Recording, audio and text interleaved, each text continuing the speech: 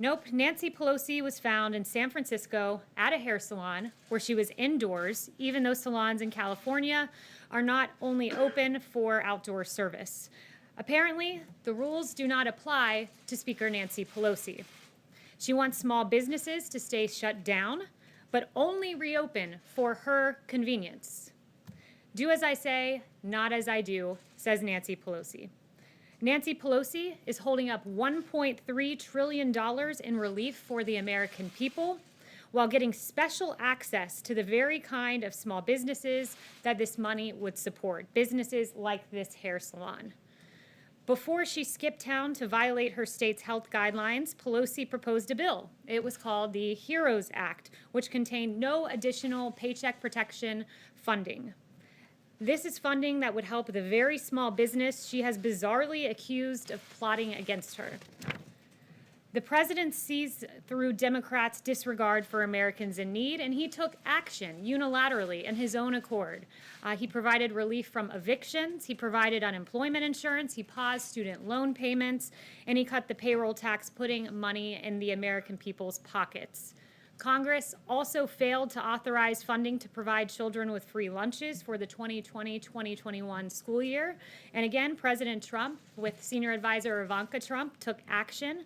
And now USDA has extended a summer program which will ensure children continue to have access to free meals through the end of the year. Nancy Pelosi is demanding an apology from a single mother and small business owner who has received threats since Nancy Pelosi's comments against her salon. Salon owner Erica Kayas said this: "Since this happened, I've received nothing but hate text messages, death threats, saying they're going to burn down my hair salon. It's just sad that my community is pulling this, saying that I threw her under the bus when I did not. So that's hurtful. But yes, I think I'm pretty much done now." Nancy Pelosi, you ought to apologize to the American people. Or better yet, come back to Washington and get to work for hardworking Americans like this salon owner that you maligned and demanded an apology from. And with that, I'll take questions. Yes, John. Kayleigh, do you acknowledge that it is illegal in this country to vote twice in the same election?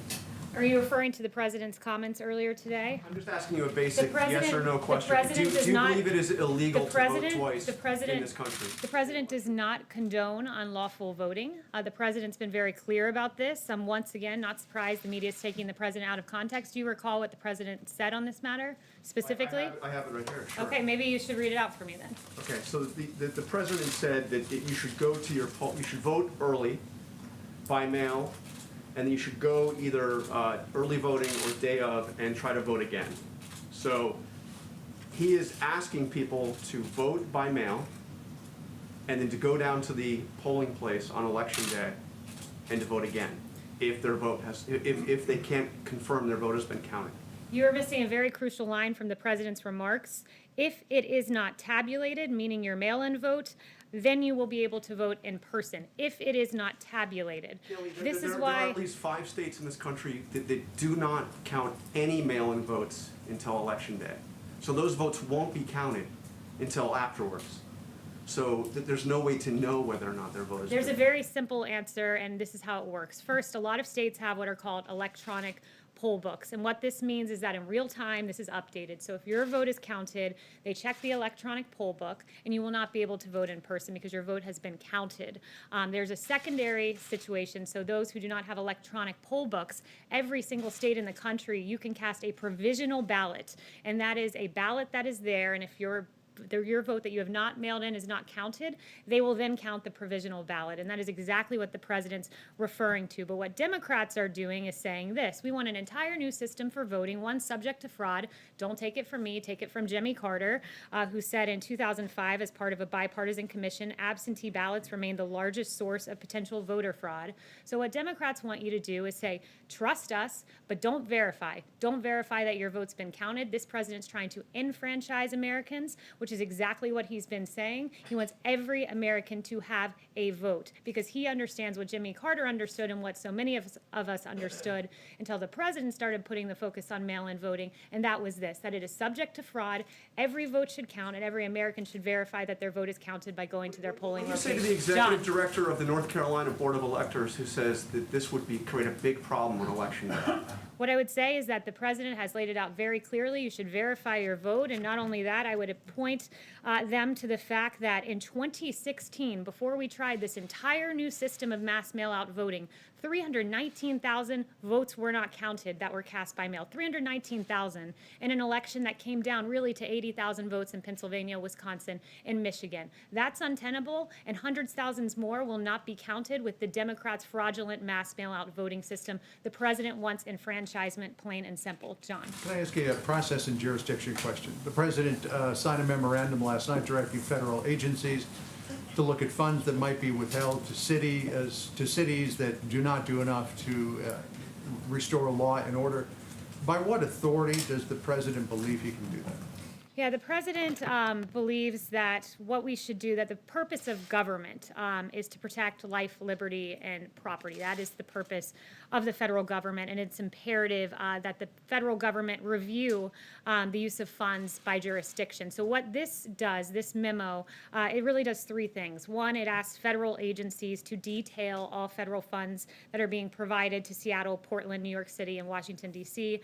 Secondly, within 14 days, the Attorney General will develop a list of anarchist jurisdictions, of lawlessness zones that are permitting violence and destruction of property. And then within 30 days, the White House Budget Director will issue guidance to the heads of agencies on restricting eligibility of or otherwise disfavoring to the maximum extent possible by law anarchist jurisdictions in the receipt of federal grants. And South Carolina v. Dole did note that you can withhold funding so long as it pertains to the federal program pertains to what you're trying to incentivize.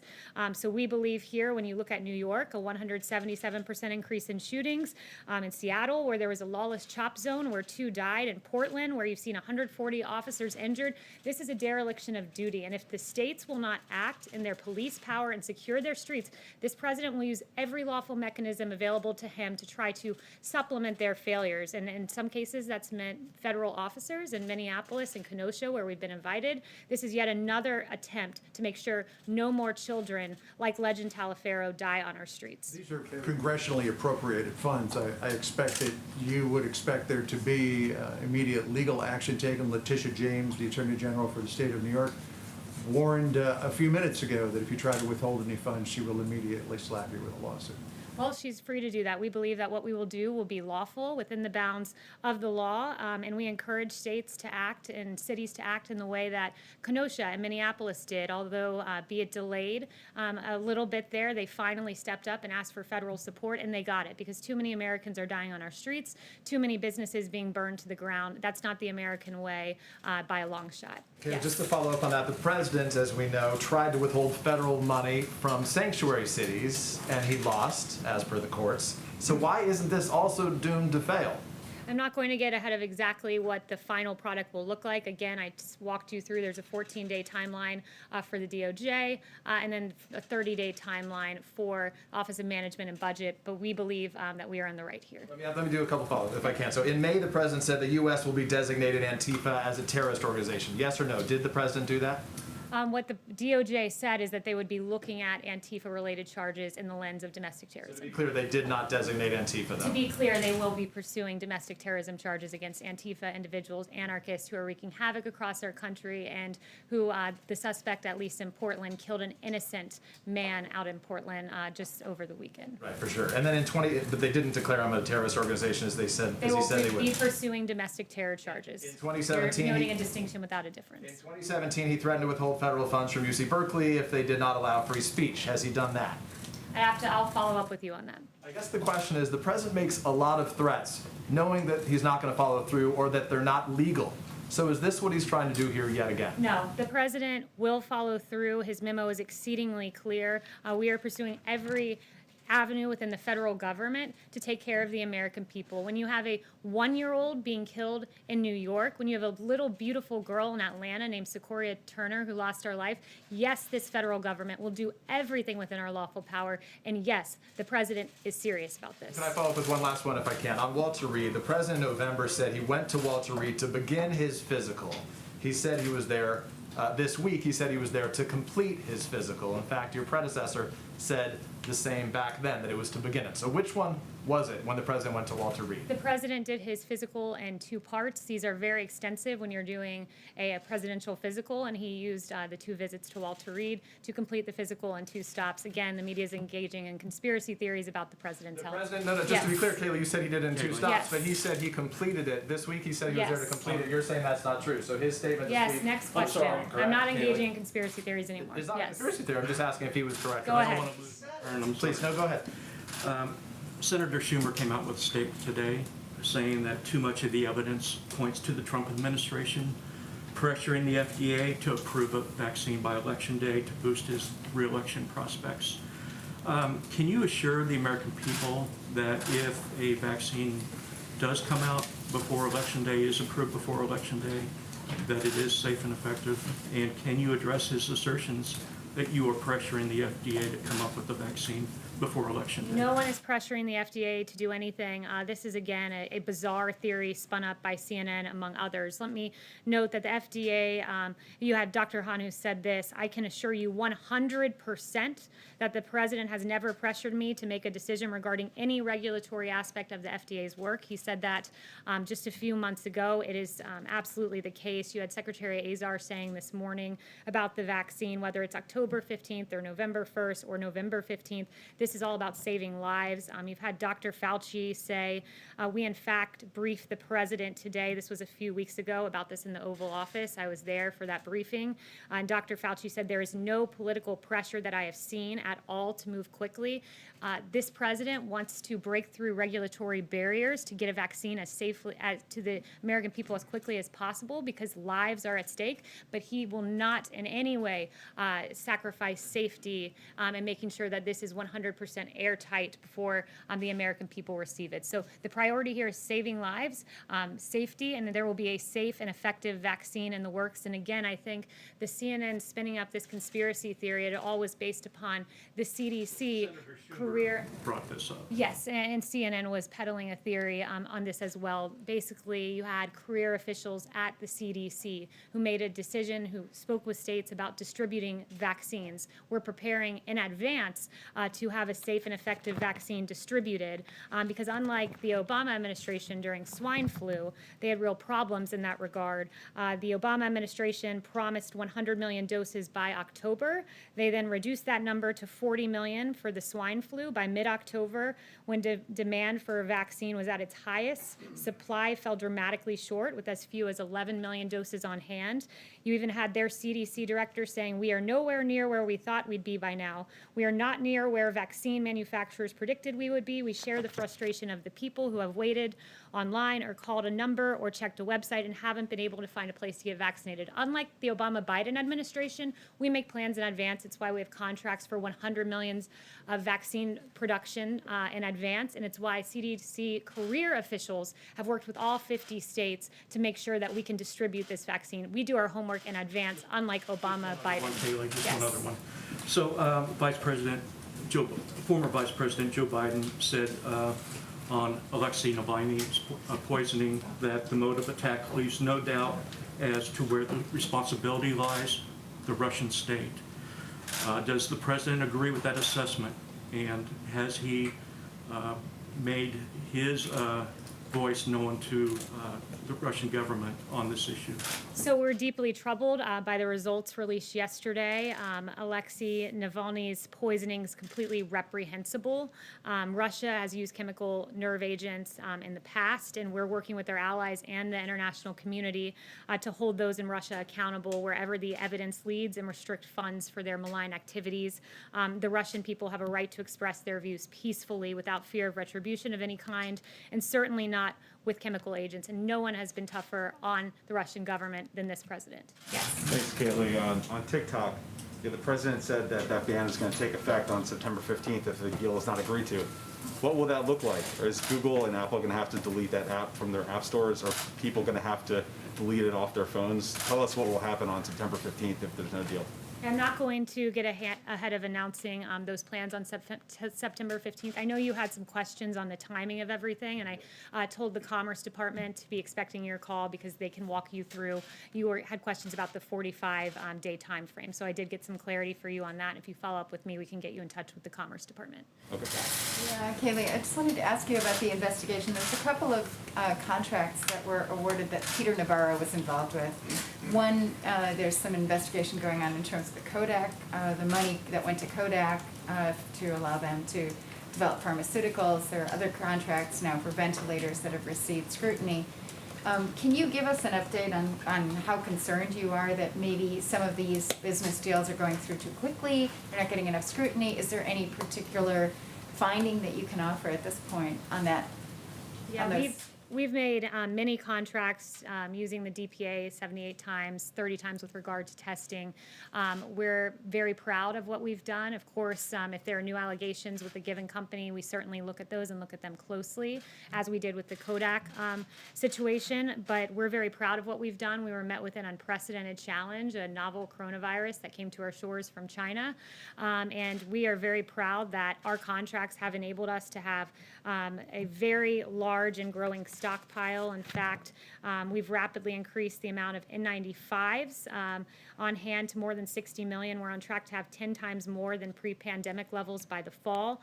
Significantly surged the number of gowns on hand to more than 27 million, and we have tremendous level of ventilators on hand at 109,000, and we will have tens of thousands more by the fall. So the contracts we've made have enabled these numbers, among others. Not even getting into therapeutics like remdesivir, but of course, if there's ever allegation, we take it seriously and look at it as we did with Kodak. Confirm how many allegations of wrongdoing that you're looking at that I'm only involve Peter aware Navarro? of the one or two that you named out of the many, many contracts that we've had. Yes.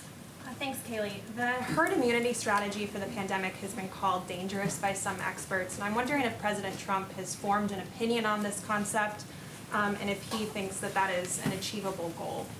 Yeah, the herd immunity so-called theory was something made up in the fanciful minds of the media. That was never something that was ever considered here at the White House. Here at the White House, what we've done is race to get a safe and effective vaccine in record time. If we get it by the end of the year, it will far outpace Ebola, which took 14 months to get to phase 3 clinical trial, 3 years to get to completion. This will be the fastest vaccine ever for a novel pathogen. Here at the White House, we talk about therapeutics and are very proud that we've identified, we have more than 270 clinical trials, 570 in the planning stages, and successful therapeutics that we know of like dexamethasone and remdesivir. That's what we do here at the White House. The herd immunity theory, again, was something made up in the mind of the media. On the Supreme Court, the president said that he would come out with a list of candidates by September 1st. When can we expect to see that list? You will see it soon, certainly within the next few weeks, but it will be after the Labor Day weekend. Yep.